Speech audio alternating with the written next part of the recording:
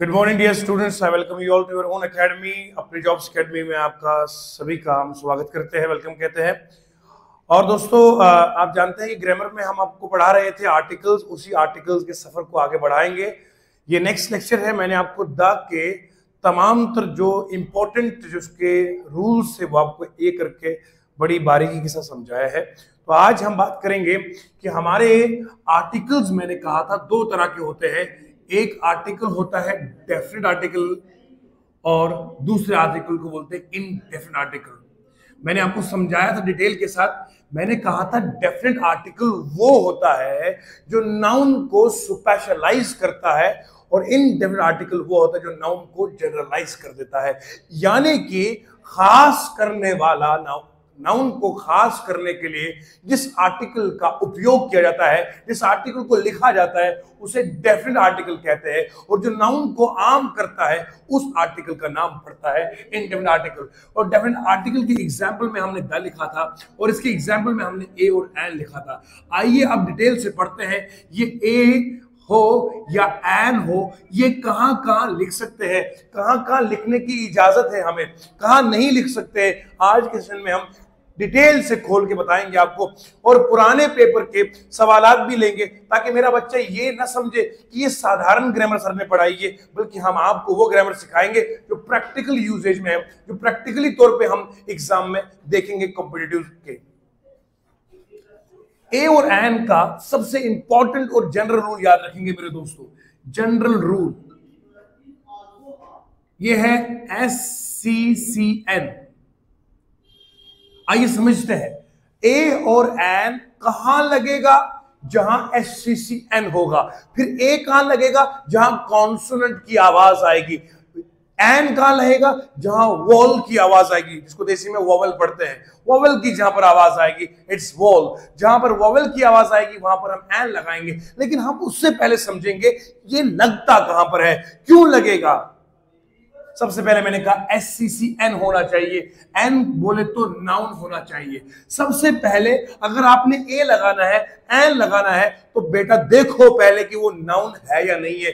Verb के साथ नहीं लगता है, एडवर्ब के साथ नहीं लगता है, एडजेक्टिव के साथ नहीं लगता है। ये लगेगा तो सिर्फ नाउन के साथ लगेगा। अच्छा, नाउन में भी तो बहुत सारे टाइप्स है। नाउन में तो बहुत टाइप्स है। कलेक्टिव नाउन हो गया, एब्स्ट्रैक्टिव नाउन हो गया, मटेरियल नाउन हो गया, प्रॉपर नाउन हो गया, कॉमन नाउन हो गया। इतने सारे नाउन है, तो किस नाउन के साथ लगेगा?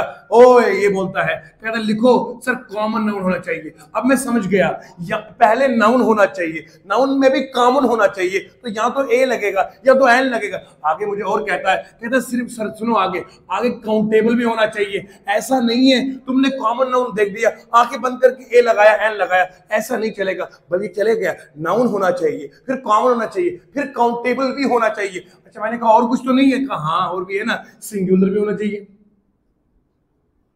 कहते नाउन हो, कॉमन हो, काउंटेबल हो और सिंगुलर हो। अगर ये चारों खाने पूरे कर दिए, चारों कंडीशन फुलफिल हो गई, तब जाके आप यहाँ ए लगाएंगे या एन लगाएंगे। आगे इसमें फर्क है, एन कहां लगेगा, ए कहां लगेगा, मगर उससे पहले कि चारों चीजें होना जरूरी है, अनिवार्य है, लाजमी है।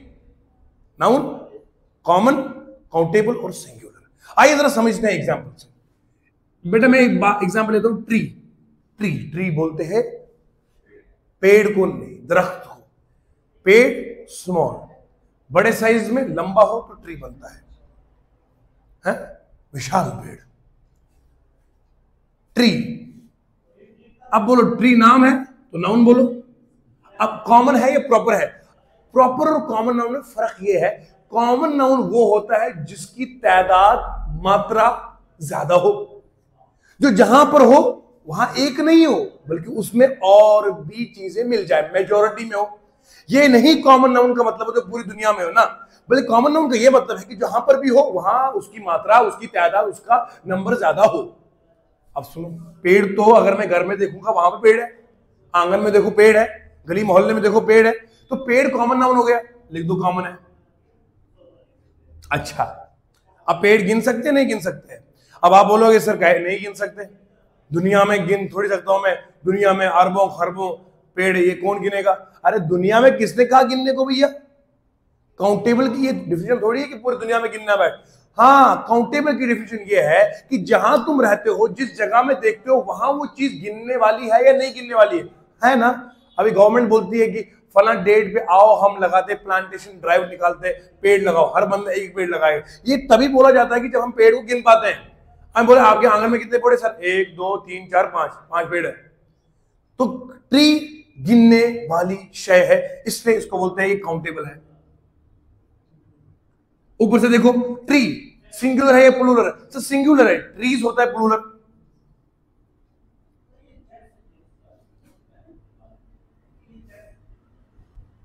अब मुझे बताओ, आप ए एस भी पूरा हो गया, सी भी हो गया, सी भी और एन भी, तो एस सी सी एन हो गया।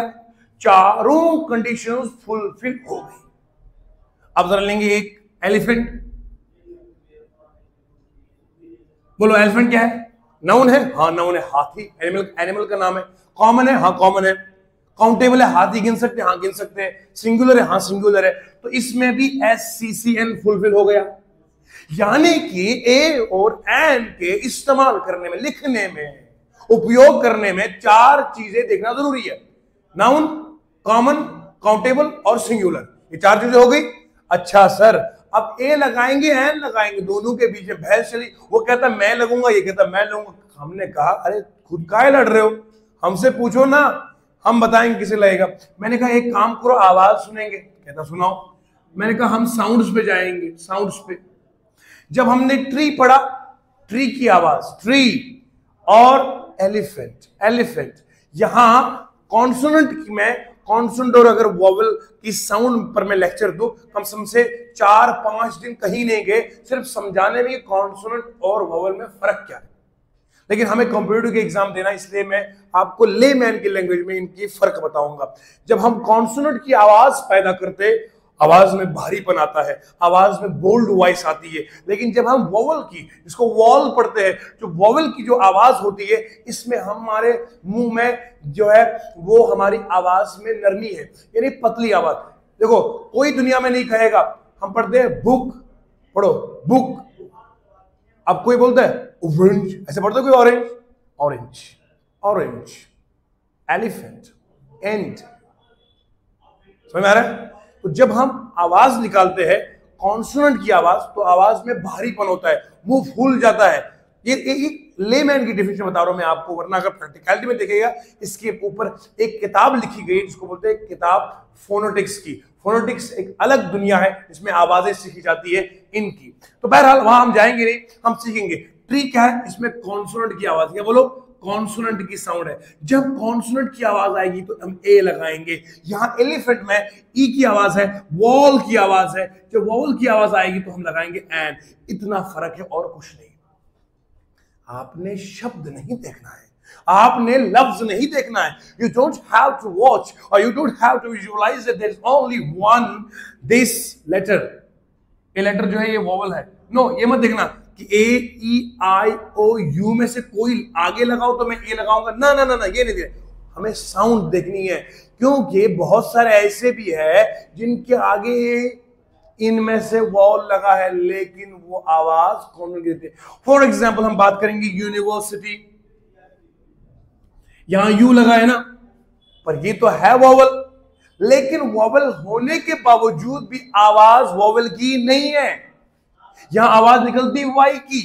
यूनिवर्सिटी, यूनिवर्सिटी, वाई की आवाज आ गई, तो आवाज वाई की आ गई। वाई क्या है? वाई तो है कॉन्सोनेंट, तो यहां पर एन लगेगा, एन लगता नहीं है। तो हम एक चीज समझ गए दोस्तों, हमें आवाज पे जाना है, हमें लेटर पे नहीं जाना है, क्योंकि लेटर हमें कभी कभार धोखे में डाल देगा।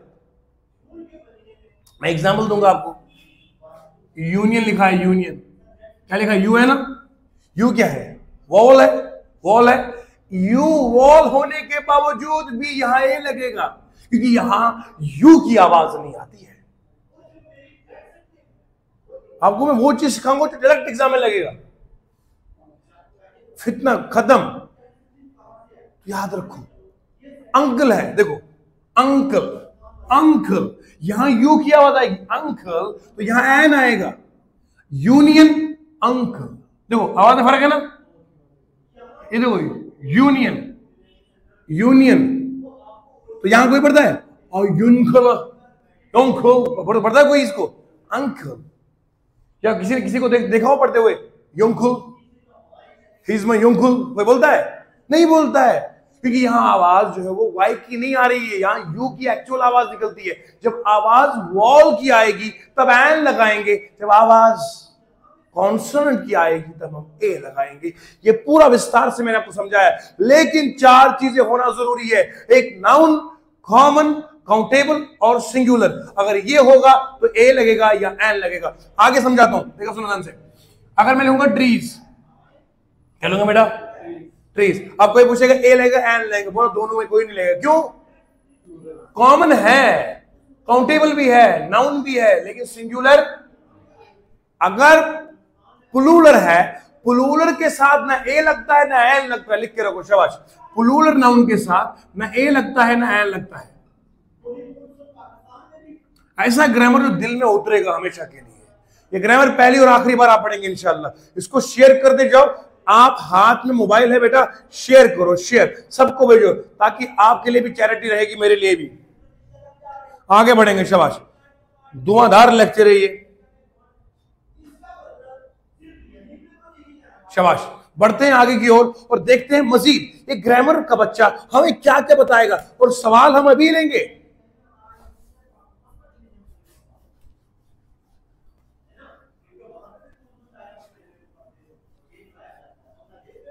आगे बढ़ते हैं। देखो बेटा, ये तो फिलहाल हमने आपको समझाया कि ए और एन के लिए सिर्फ एक जनरल रूल बताया था।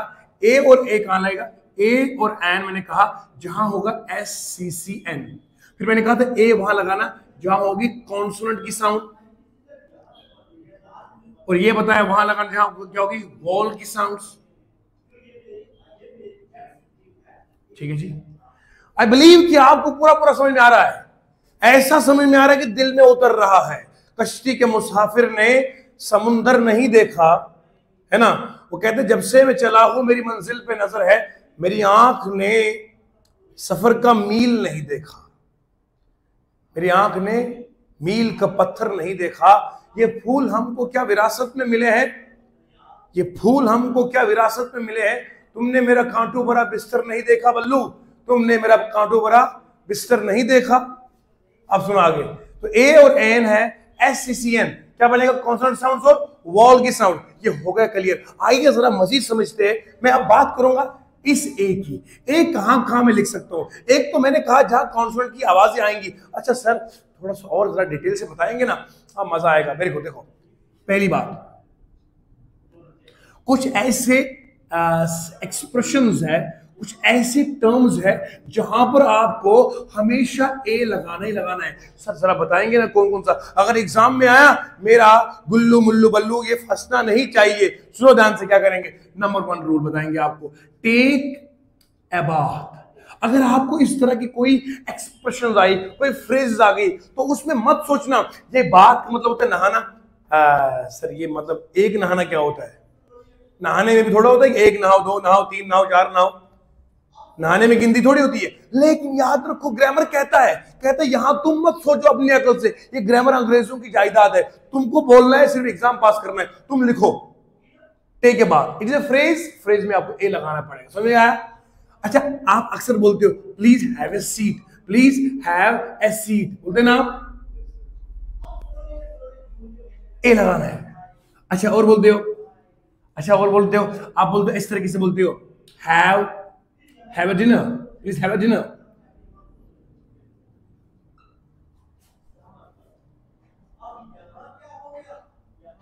अब सुनो, यहां अगर मैं हैव ए डिनर लिखूंगा तो याद रखो ये गलत होगा।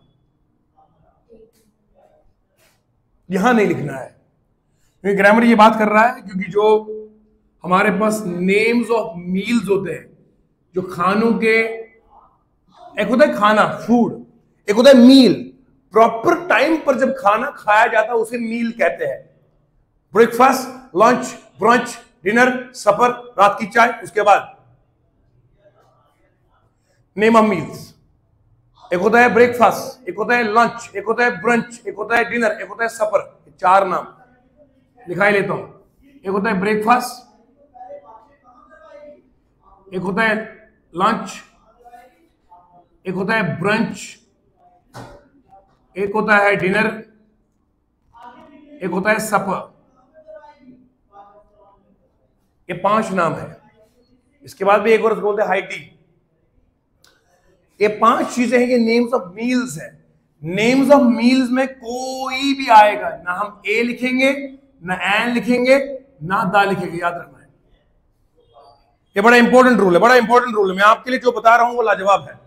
तो हैव ए डिनर नहीं होगा, हैव डिनर होगा। Please have dinner, please have lunch, please have breakfast, please have brunch, please have supper. इसके बिना, इसके साथ ना ए आएगा, ना एन आएगा, ना दा आएगा। हैव ए गुड एजुकेशन, ये लिख सकते हो।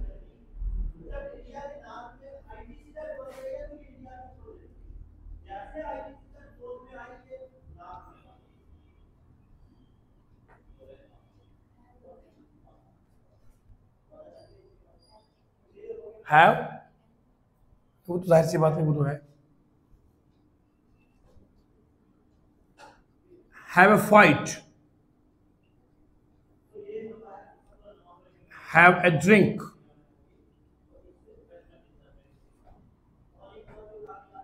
टेक ए रेस्ट,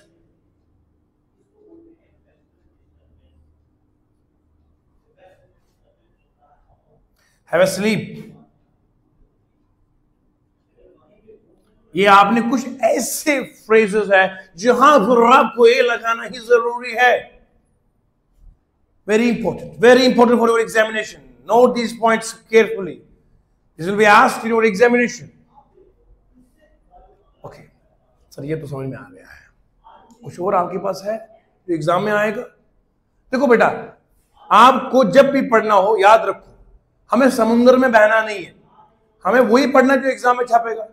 अब मैं अगर पढ़ाते जाऊंगा पूरी इंग्लिश में, इतनी गहराई, इतनी गहराई है, पीएचडी करा सकता हूं मैं आपको अल्लाह के फजल से, लेकिन उतना आपको एग्जाम में पढ़ना नहीं है।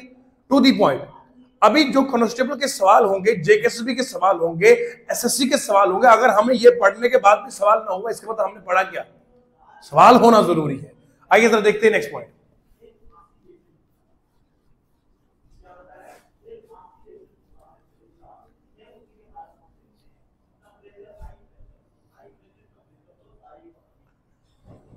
आगे देखिए, अब ए कहां कहां और लगेगा, कहां कहां लिख सकते हैं ए को। एक तो मैंने कहा SCCN कॉन्सोनेंट की साउंड होनी चाहिए। एक मैंने कहा जहां ये एक्सप्रेशंस होगी। और याद रखो कुछ एक्सप्रेशंस है, a number, a big price,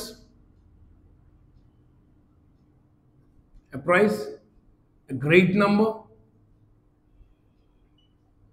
A huge sum, great deal. ये कुछ ऐसे एक्सप्रेशन जिनमें लगता है ए लिटिल, ए फ्यू, ये भी होता है। इन दोनों के साथ कभी कभार दा भी लगता है। मैं बताऊंगा कहां पर ए लिटिल कहां आएगा और द लिटिल क्या होता है, ए फ्यू क्या होता है, द फ्यू क्या होता है। अच्छा ये हो गया। अच्छा, स्पीकर किसी अननोन बंदे के बारे में बात करता है, अननोन इंसान के बारे में बात करता है। जब स्पीकर अननोन बंदे के बारे में बात करता है, तब स्पीकर उसके साथ ए लिखता है। फॉर एग्जाम्पल, बाहर कोई बंदा है, उसको मैं जानता नहीं हूं। आपने कहा सर बंदा आपका वेट कर रहा है। मैंने कहा कौन? आपने कहा सर खान साहब वेट कर रहे हैं, शर्मा जी वेट कर रहे हैं, गुप्ता जी वेट कर रहे हैं। अब मैं उनमें किसी को जानता नहीं। जब बोलने वाला मुझे कहे कि यार फला बंदा आपका वेट कर रहा है, वो उसको जानता नहीं है, तो ए लगाएगा। ए मिस्टर खान, ए मिस्टर गुप्ता, ए मिस्टर शर्मा, या MS Gupta is waiting for you, is calling you. Mobile के ऊपर, स्क्रीन के ऊपर फ्लैश हो गया शर्मा जी कॉलिंग। अब बंदा मुझे कहेगा सर शर्मा, कोई शर्मा जी कॉल कर रहे हैं, वो बोलने वाला मुझे कहेगा, वो शर्मा जी को जानते नहीं है, उसने मोबाइल पे देखा तो कहेगा um Mr Sharma ji is calling you. ये ऐसे ऐसे रूल है जो लाजवाब रूल है, तो कभी सुने भी नहीं थे सर, तभी तो सर दौड़े दौड़े आते हैं आपके पास। ग्रामर में आर्टिकल का एक और रूल है, वो जरा ध्यान सुनिएगा। मतलब यहां मैं उन बात करूंगा उन एक्सेप्शंस की, जहां दिमाग आपको बोलता है कि एन लगाओ एन लगाओ, मगर मेरी ग्रामर, हमारा पढ़ाना कहता है नहीं भैया गुमराह हो रहे हो तुम, इधर वापस आओ। अब जरा देखेंगे सम एक्सेप्शंस जहां अंग्रेज का खुद फ्यूज उड़ गया। देखो वो कहता है यूनिवर्सिटी, कहता लिख दो ए। मैंने कहा क्यों? कहा कॉन्सोनेंट की आवाज दे रहा है, वॉल की आवाज दे ही नहीं रहा है। मैंने कहा ठीक है मान लेंगे, हम तब तक मानेंगे जब तक हमारा एग्जाम पास नहीं होगा, उसके बाद हम अपनी मर्जी चलाएंगे। I can walk English, I can talk English, I can eat English ना। कुछ लोग ऐसे भी अंग्रेजी जानते हैं। A union, a uniform, A utility bill, A 1 rupee note, A one-eyed person,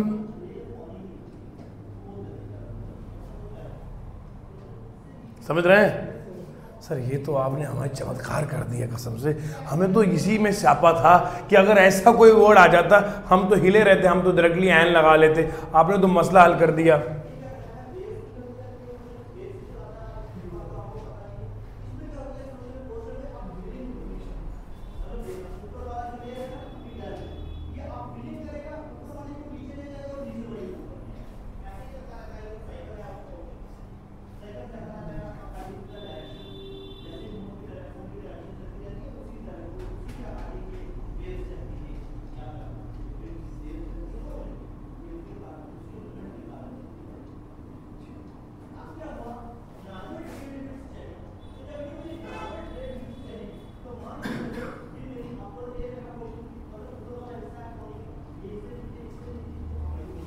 आइए समझते हैं कि सर ये क्या लिखा आपने। सर थोड़ा डिटेल समझाएंगे, मजा कैसे आ रही है हमको, मजा आ रहा लाजवाब।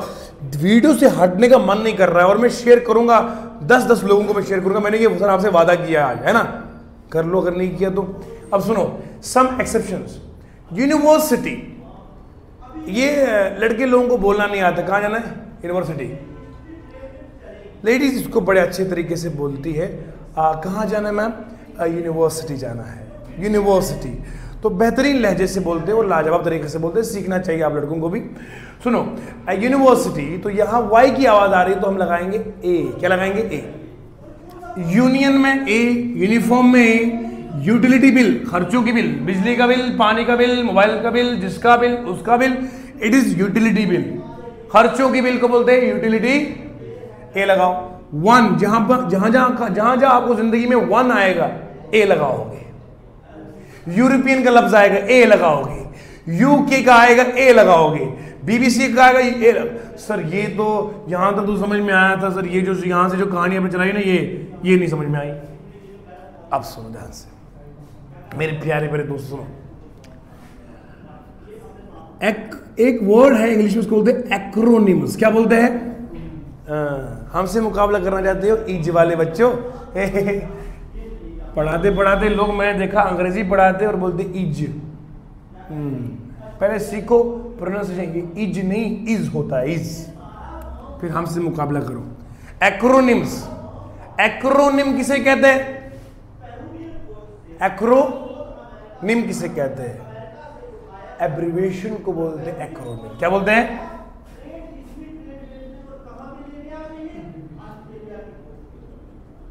एब्रिविएशन।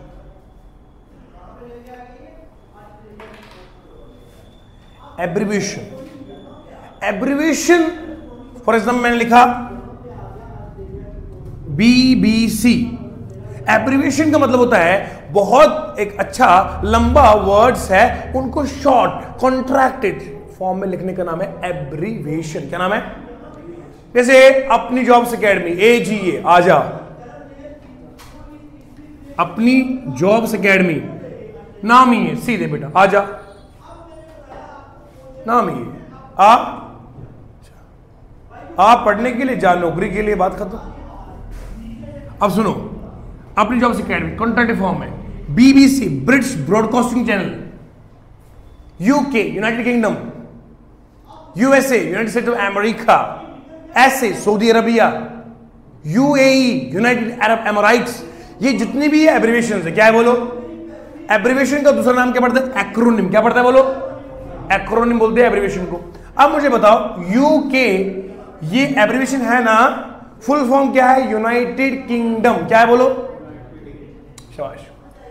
अब जब एब्रिविएशन में, बोलो मिलके, एब्रिविएशन में क्या, अगर एब्रिविएशन में ए लगा, ई लगा, आई लगा, ओ लगा, एस लगा, पी लगा, ई लगा,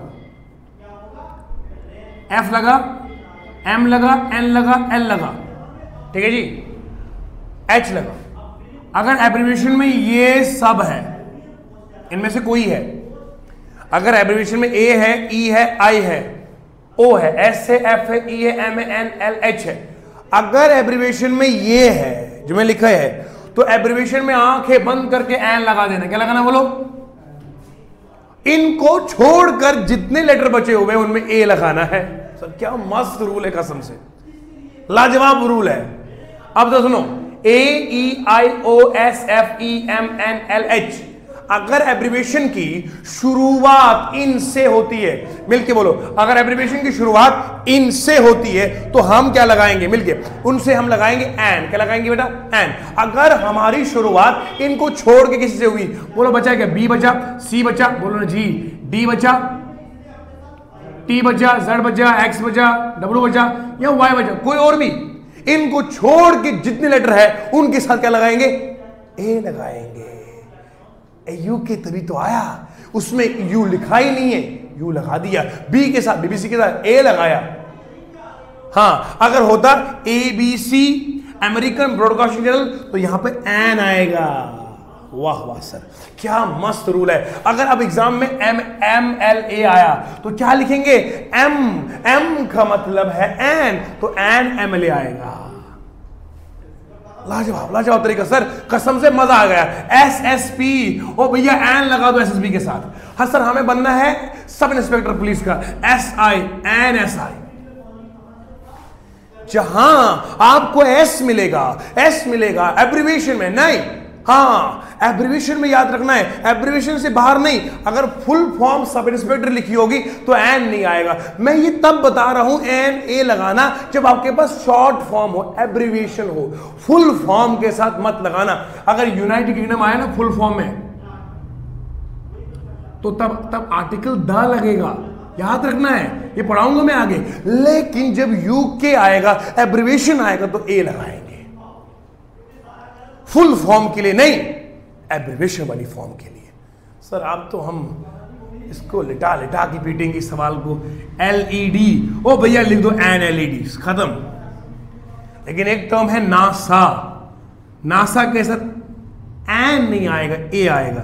एन नासा, पता क्यों आएगा नासा? क्योंकि यहां पर एन की आवाज नहीं, ना की आवाज आ रही है। अगर जहां जहां एन की आवाज आ रही है, ई एन की, वहां लगता था एन, यहां एनासा कोई नहीं बोलता है, ये नासा है, यहां ए आएगा। ये बता देखो फॉर एग्जाम्पल हमारे पास है, एक वर्ड बता दूं मैं आपको, एन से एनडीए का एग्जाम है ना, वो भैया नेशनल डिफेंस एकेडमी का एग्जाम होता है, तो एनडीए का एग्जाम, क्योंकि यहां आवाज आ रही एन की, ई एन की।